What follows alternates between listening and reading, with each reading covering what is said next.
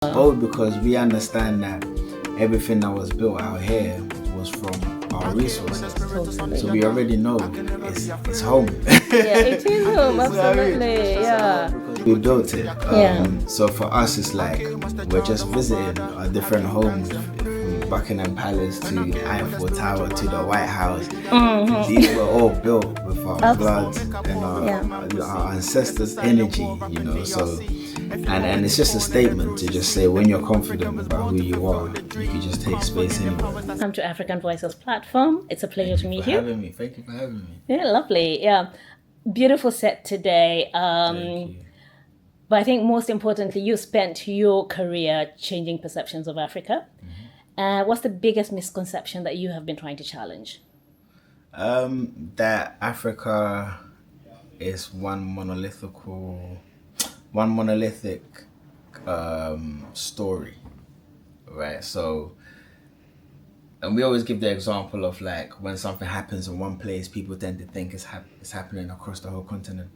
So it's like, I think it's very dangerous that people try to see Africa as one place rather than a place with 54 countries, so many different cultures and stories, and you know, and just so many different languages, you know, thousands of languages.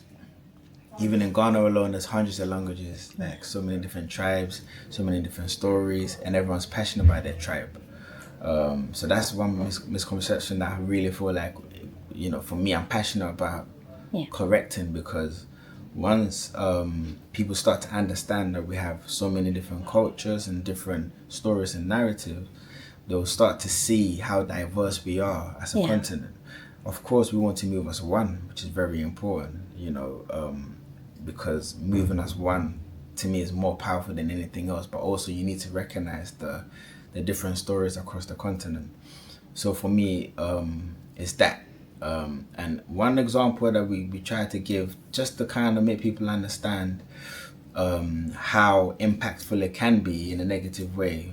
If you see one place, you know, a whole continent as one place, it's like, imagine if, you know, when the war broke out in, you know, Ukraine and Russia, and people decided not to come to London ever again because there's a war in Europe. Yeah.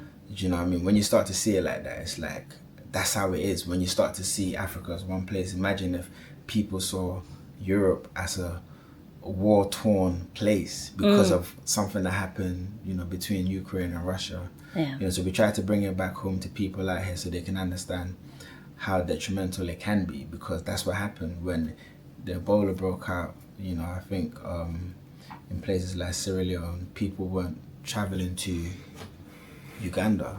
Yeah. You know, and they're so far apart from each other. Yeah. And, you know, and it's just dangerous to just see Africa as one place. Of course, we want to be seen as one, but we are so many different stories and identities, cultures and languages. Absolutely, and totally respected for who we are, really, right? Yeah, when there's exactly. nuance, but also, we're united in many ways.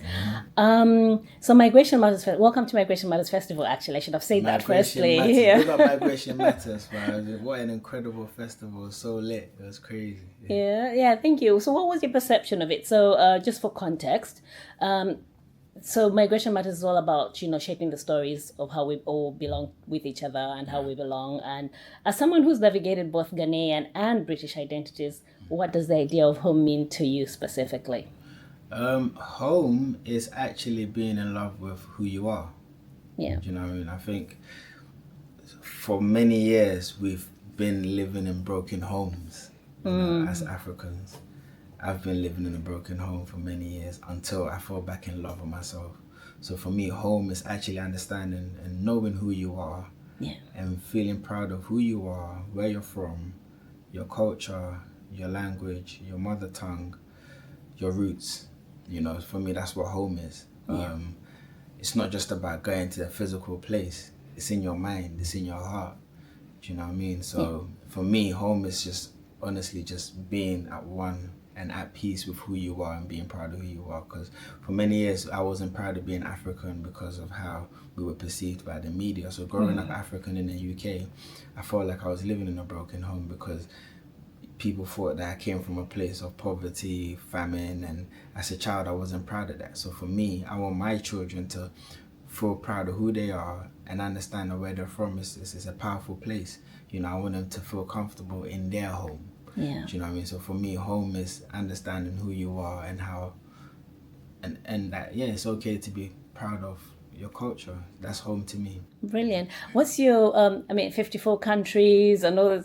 This is brilliant stuff that you're working on. How has it been received and where are you going with it next? Yeah, so songs like 54 Countries and Sundiata has been, the reception has been incredible because it feels like a breath of fresh air for people just hearing me talk about, you know, using music to empower, Yeah. you know, Africans, using music to tell our stories, to take back our narrative and, you know, take ownership of our identity and our pride. It's just been incredible. And I feel like we've kind of hit like a different milestone Yeah. of like us taking back our narrative and just telling the world like our stories, you know, holding a pen and writing our stories ourselves, because for many years other people have been writing our stories for us and they've been telling it the wrong way. Now Africans are now proud of who they are and we're now telling our stories, and that's what this chapter is. Songs like 54 Countries, songs like Sundiata, Yeah. songs like Restories. My album Spirit of New Africa is all about taking back control of our narrative, and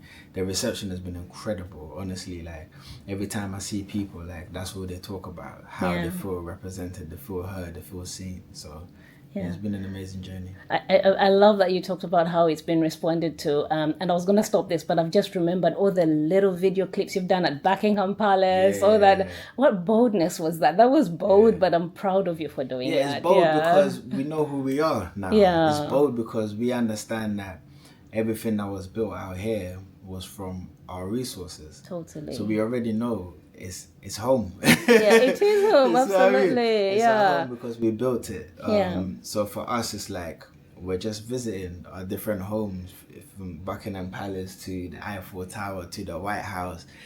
These were all built with our blood and our ancestors' energy, you know. So, and it's just a statement to just say when you're confident about who you are, you could just take space anywhere. Absolutely. Thank you so much for speaking to us, and Thank you looking for forward to having the me, rest of African you. Voices. Thank you for making us feel heard as well. Absolutely. Thank you.